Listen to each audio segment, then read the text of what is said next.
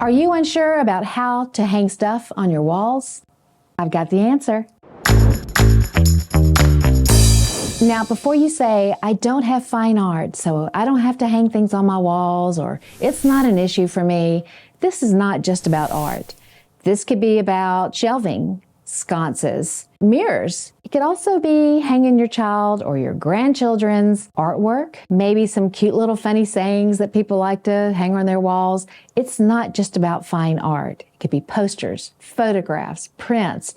We are hanging some stuff on our walls. But the question is, how do you do it and make it look like it was well thought out, that it actually adds to the room and doesn't take away? I've got several steps for this.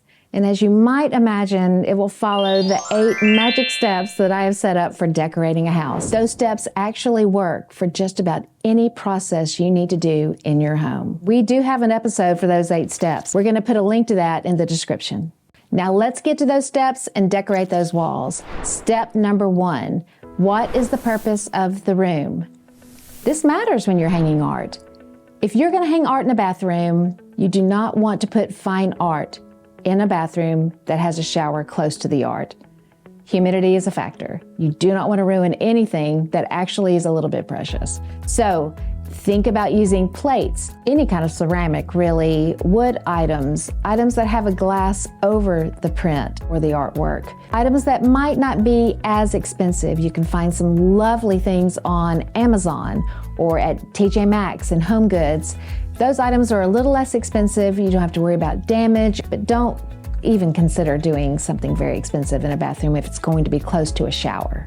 Are you working with a hallway? Hallways are wonderful gallery areas. You can hang different photos, portraits, oils, watercolors, a mix of all of those down a lovely long hallway. Just be careful not to choose items that protrude too much from the wall, because people are walking through with packages, with luggage, sometimes holding other children. So you have to be really careful that you leave yourself some walking space, and you don't want any of your items to be damaged if you have some nice pieces hanging on the walls. So think about the depth of the frames. Think about maybe staying away from sconces or shelving unless you have a really big hallway area. Is your art going in the kitchen? Be mindful of smoke, water, anything that can splash against it, such as oils, something from a frying pan. Be very careful about those things.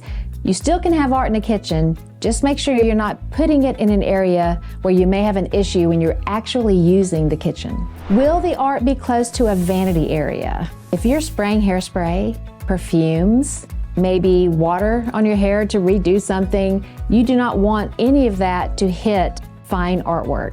Make sure you're using things that can be wiped clean, such as a glass framed item, maybe wood items, shelving, sconces, things that you can wipe down. But if you have an exposed painting, such as a watercolor or an oil, it's going to be a little bit harder to clean that if you get hairspray or perfume on it. So see, purpose of the room really does matter. You need to know how you're going to work in the space where the art is. Step 2 of my process is choose the overall look of the room. If you're hanging art, you've already chosen the overall look using furniture, paint, curtains, wallpaper, etc. Make sure that the items you are using will work with that overall look. It's okay if you mix styles. You can put modern with colonial. It's a lovely mix, and it helps to alleviate some of the tension in the room. You don't like for things to look too themey. However, you can use things to bring art together, show the similarities in the art. Those similarities can be type of frame, size of the artwork, the content of the work itself. Maybe all moderns. Maybe you're using similar colors in each of the pieces. There are different ways you can unify the grouping itself with just what the content itself is. Frames are a great way to unify different types of content in one place. You can have a landscape, you can have a modern, both in the same grouping, as long as the frames are similar. Now, if the content is all very similar, you can use different frames to make the grouping more interesting. Maybe you like landscapes. You can have several different types of landscapes on a wall together, all different sizes, and you can use different frames to make it a little bit more interesting. Or You can use the same types of colors in the landscapes to unify it, because some landscapes may be more seascapes with blues and pinks and beiges instead of the greens and the browns in the more pastoral landscapes. When choosing the content of a grouping, think about the subject matter in the paintings. That can help you pull a collection together very quickly. You can use photographs that have a certain theme in them. I've mentioned in previous videos that I used a grouping of bathing suit photos from different generations in my family. Some were black and white, some were colors. I unified those using frames, but it was all different styles, all different people, but the underlying theme was we're all wearing bathing suits. You can choose one of maybe the family pets. Maybe you really enjoy a certain hobby like tennis or golf, and maybe through the generations your family has done something like this. Maybe it's all travel photos. That is a wonderful way to bring interest to a certain section of your home. Before we move on, remember you can mix media within a group, which means you can put a very small shelf or bracket or sconce within a grouping to give it some textural interest. You can have a photograph in with prints. You have to make certain that the coloring works and make sure that they're relating to each other in some way. You can't just take a bunch of incredibly random items and stick them in a group and say, okay, this is gonna look great together. Make sure that something is relating. Adding the texture and the depth of shelving or a bracket or a sconce helps a very flat wall with very plain items such as landscapes. Sometimes it helps spark those up a little bit. Remember, you have the opportunity to throw in those fun items in a group. So here's something to consider if you're going to use shelving in the grouping. Sometimes people like to use very small shelves and then mix them with a variety of paintings. In that case, you may want to stick with the style of the room when choosing the style of the shelving. Shelving can appear to be more like furniture in a way. So it's nice for those to kind of lean into the style of the furniture that you have in the room. A modern shelf in a colonial room will not always work. You have to be very careful when you're trying to mix those types of styles, because being more in a furniture category, it's probably going to need to lean into the style of the room itself. Does this mean your art needs to match your room? No. In fact, I don't think it should. The art needs to stand on its own. It's really neat to walk into a room that's maybe more traditional and see these really fantastic modern paintings hanging on the wall. It helps the room breathe. It keeps it from looking like a museum or like a movie set. You really don't want it to be so predictable. Art is the jewelry of the room. Make sure you're doing something kind of fun and funky with it. Number 3 in my process is choose your fabrics and your wallpaper. You've already chosen that, obviously, but you have to consider both of those when you're choosing the artwork that you're going to put on the walls. If you are going to have curtains in a room and you want to hang artwork close to those windows, make sure you hang the curtains first. They take up a great deal of space and they can eat into your wall space. So if you're looking at a wall before you hang curtains, you'll think you have a lot more room to center an item. As soon as you put those curtains up, you've just moved yourself over about 6 to 8 inches. Be certain about where your curtains are going to be before you hang your artwork. Are you using wallpaper? Well, guess what? Wallpaper can be art depending on the pattern that you choose. Several patterns that are coming out these days are really busy. They are fantastic. Hanging artwork on top of that wallpaper can be a little bit difficult. You don't want them to fight for attention. So be very careful about the art that you choose to go on top of very busy wallpaper. You may want to step back a bit, choose something a little more plain, and just make sure you have some texture on the wall with a little bit of interest if you really want your wallpaper to be what shows up in the room.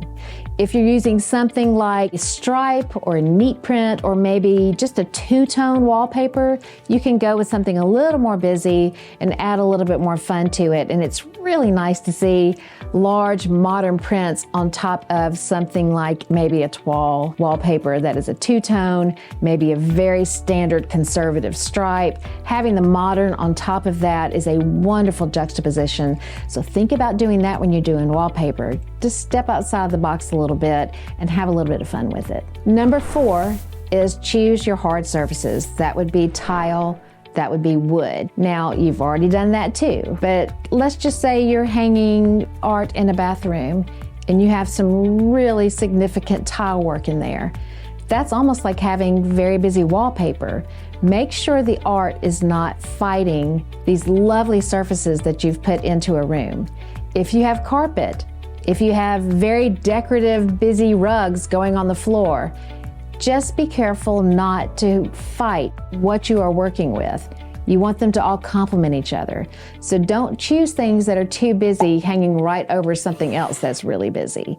Step back, think about all of the items in the room. You should already have all of these things in place before you're hanging your art. The art comes in towards the end. If you are like me, I've just moved, I have some pieces that I know I'm going to use. I have to think in the back of my mind, remember, you've got these you want to hang on the wall. You've got this large thing you want to hang in the corner here. Don't choose this wallpaper.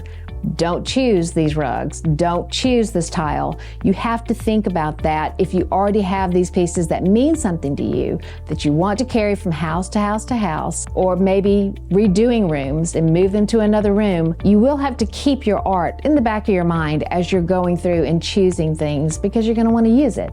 So just don't choose things that are going to absolutely fight these beautiful pieces that you already have. Number 5 is choose your paint.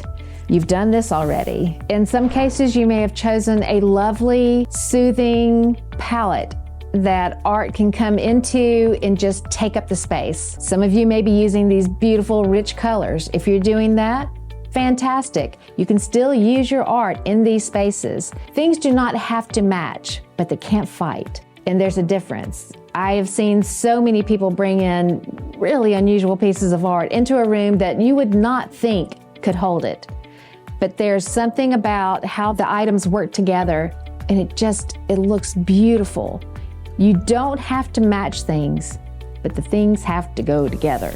So think about that when you're choosing your paint. Choose a really strong paint. Maybe you need to think about how strong the paintings are that are coming in. You want them to complement.